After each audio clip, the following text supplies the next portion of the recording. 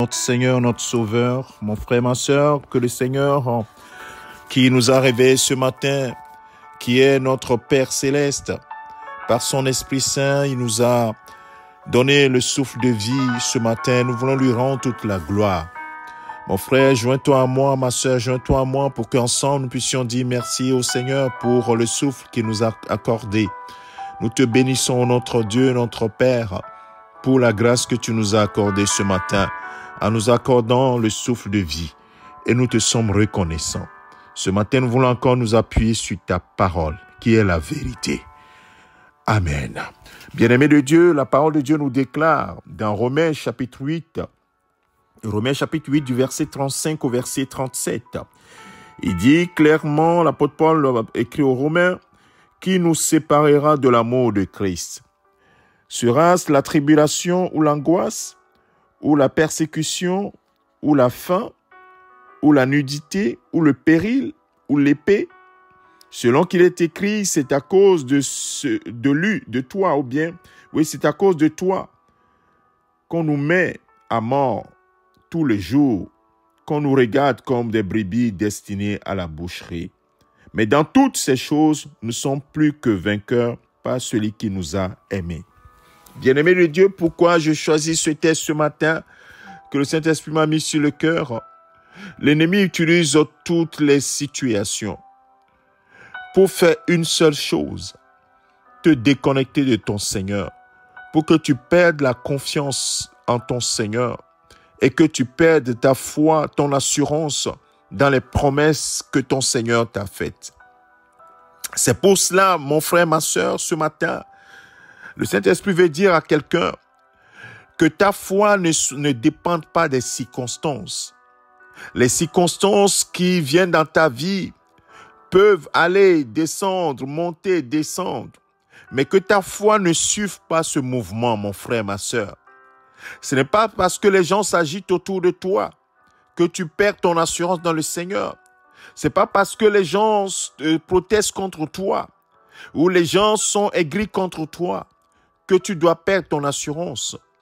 L'ennemi utilisera toutes sortes de choses pour faire une chose, c'est-à-dire te déconnecter du Seigneur, affaiblir ton assurance dans le Seigneur. Bien-aimé, il va utiliser, même pour certaines personnes, les tribulations dans leur vie. D'autres, c'est l'angoisse. D'autres, c'est la persécution. D'autres également, c'est le manque, la faim, la nudité. D'autres également, des menaces de mort et même des accidents, toutes sortes de choses. Bien-aimés, nous devons garder notre assurance ferme.